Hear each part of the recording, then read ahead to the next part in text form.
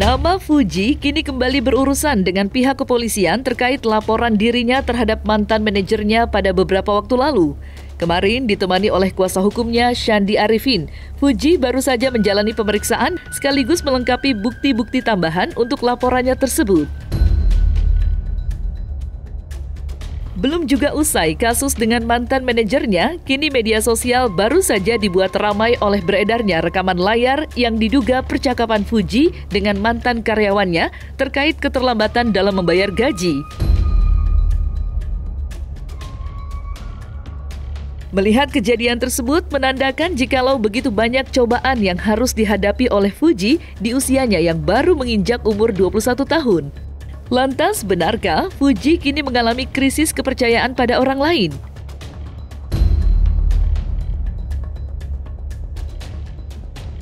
Ya, hari ini ada pemeriksaan tambahan terhadap klien kami dan juga ada beberapa bukti yang sudah kita sampaikan.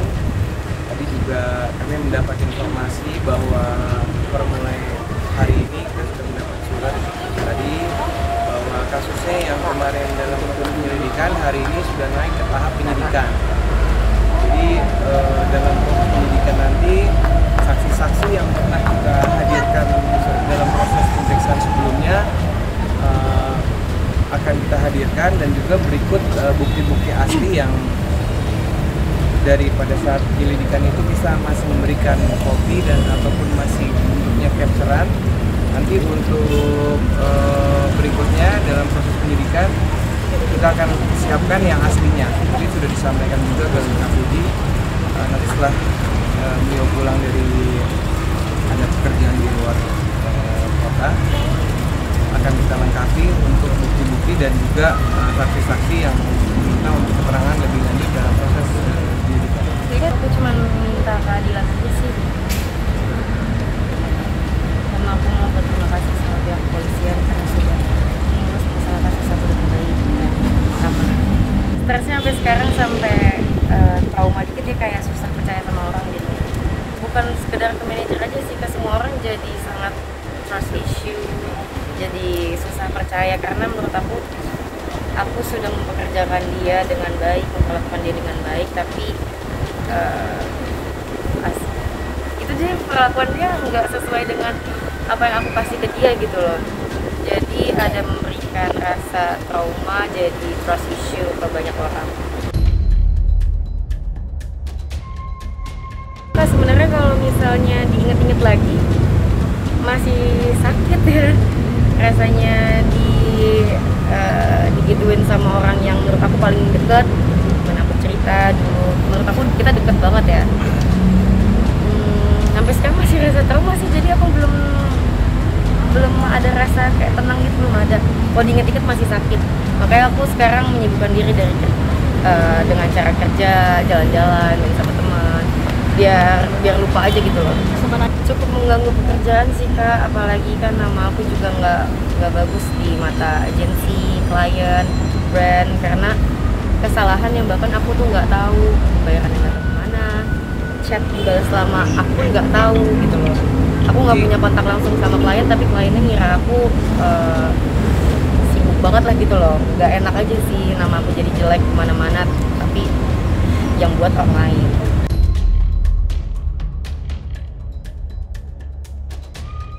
Soal Kak Fuji nggak bayar gaji. Kenapa? Soal Kak Fuji nggak bayar gaji karyawan tadi disebar oleh akun Instagram @hitjs. Maaf. Itu benar Kak tanggapannya? Jadi ada chatan. Oh, ini baru lagi nih pertanyaan. Baru lagi. Ya. Itu kamu udah pernah bayarin? Mungkin boleh kalau dibayarnya sudah, cuman dia kan lagi masa probation. Maksud aku kalau misalnya sudah berhenti kerja, pamit dengan baik-baik gitu loh, bukan sekedar tiba-tiba besok sudah tidak ada, padahal besok aku ada kerjaan lagi kan, harus ada kameramen. Tiba-tiba gitu aja. Jadi aku cuma nunggu dia datang ke rumah sih, pamitan dengan baik, karena datang dengan baik, pergi dengan baik. Jadi saya ingatkan sekali lagi bahwa itu kan sebenarnya tidak boleh memposting seperti itu, apalagi itu kan percakapan. Ya mana memang ada nanti unsur pidananya, kita akan lapor. Tapi untuk sementara kita fokus di pada sini, karena nanti kan dia dapat dari siapa chatnya, siapa yang nyuruh memposting, itu kan akan dicari kan semuanya. Masalah mungkin aku cuma mau minta maaf ya kalau misalnya aku ada salah. Maaf kalau misalnya gajinya kemarin ada problematik. Cuman itu sebenarnya sudah di handle sama manajer aku ya, Kena. Dia tuh udah catat sendiri sama Mas Abdul ya, manajer aku. Kalau misalnya mau order ya datang aja ke rumah pamitan. Sebenarnya kayak gitu aja sih. Sesimpel itu aja sih sebenarnya.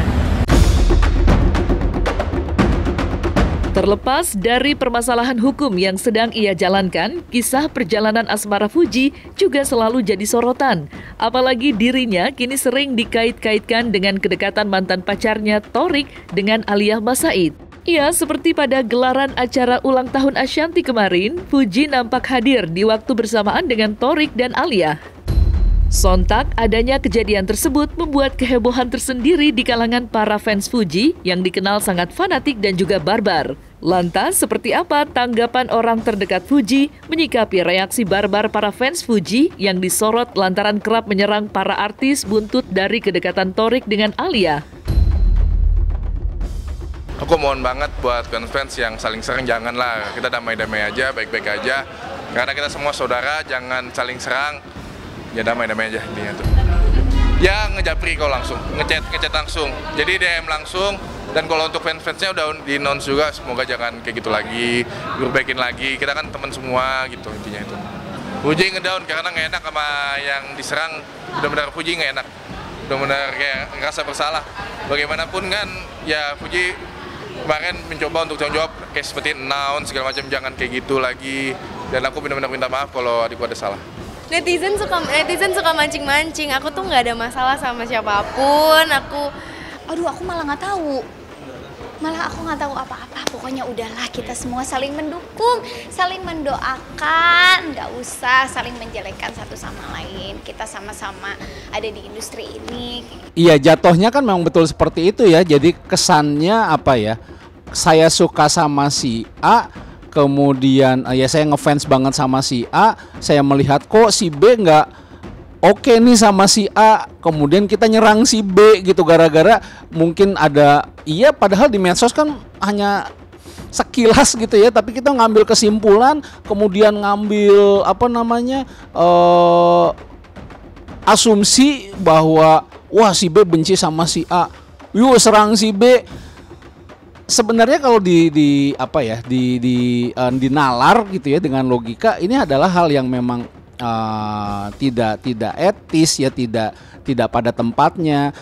Yang mungkin banyak juga tidak dipahami orang adalah media sosial itu kan adalah potret kecil dari sebuah kehidupan ya, potret kecil dari kehidupan kita, nggak cuma artis, kehidupan kita, potret kecil yang mungkin baik-baiknya saja, kecil-kecil saja kita posting di media sosial. Dalam sehari 24 jam berapa lama sih yang diposting di media sosial? Tapi orang kemudian mengambil kesimpulan dari serpihan kecil itu yang kemudian dianggap diasumsikan sebagai misalnya serangan kepada artis yang dia senangi. Nah ini yang jadi ngaco gitu ya. Jadi akhirnya serang-serangan yang tidak berdasar ini malah akhirnya menimbulkan kerisihan dari artisnya itu sendiri kan. Kok kenapa sih fans saya kayak gitu? Nah ini yang banyak terjadi sekarang. Apa ya? Ngeliatin banget gitu ya fans. Sebenarnya fans itu kan penting buat artis ya bagaimanapun. Tetapi memang balik lagi ketika kita bicara perilaku fans di media sosial, tentunya harus ada kaidah-kaidah etika di internet yang harus diikuti. Nah ini yang mungkin kemarin jadi bikin rame karena terasa banget bahwa beberapa fans dari artis-artis ini, entah fans beneran atau tidak ya, tapi terlihat banget mengabaikan etika tersebut, misalnya dengan menyerang artis lain gitu ya, quote-unquote jadi kayak ngadu domba gitu. Nah ini yang sebenarnya harus diperhatikan gitu.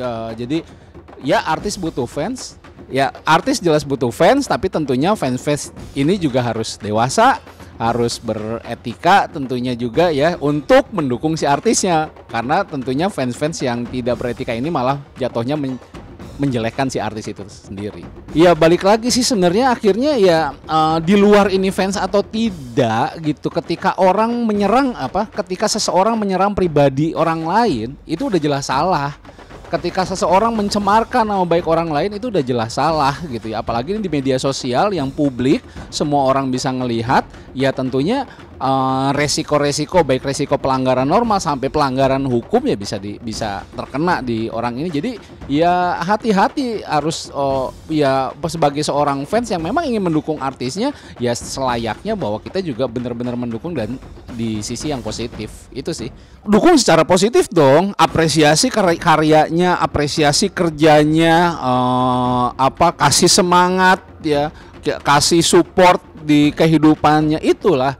Tidak perlulah membanding-bandingkan dengan artis lain, menjelek-jelekan artis lain gitu karena mungkin dirasa berbeda atau mungkin mirip, mungkin kemudian dibanding-bandingkan. Nggak ada relevansinya ketika kita bicara fans yang benar-benar fans setia. Ya yang kita perlu lakukan adalah apresiasi dan support apa yang dilakukan artis tersebut, bukan malah membanding-bandingkan artis tersebut dengan artis lain, bahkan sampai menjelek-jelekan artis lain karena merasa artis yang dia idolakan lebih dibanding artis itu. Malah itu akan menjatuhkan si artis tersebut.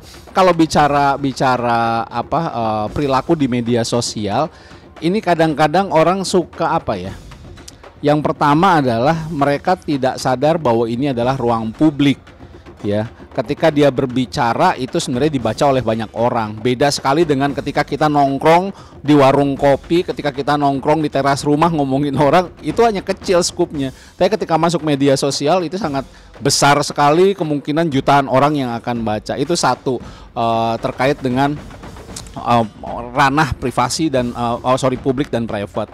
Yang kedua sebenarnya juga bicara terkait dengan orang tidak tahu bahwa etika di dunia nyata itu sebenarnya sama dengan etika di dunia digital, di medsos. Ketika kita harus berlaku sopan, ngomong baik di dunia nyata, ya itu juga menjadi pengejawantahan kita di dunia di medsos gitu. Nah,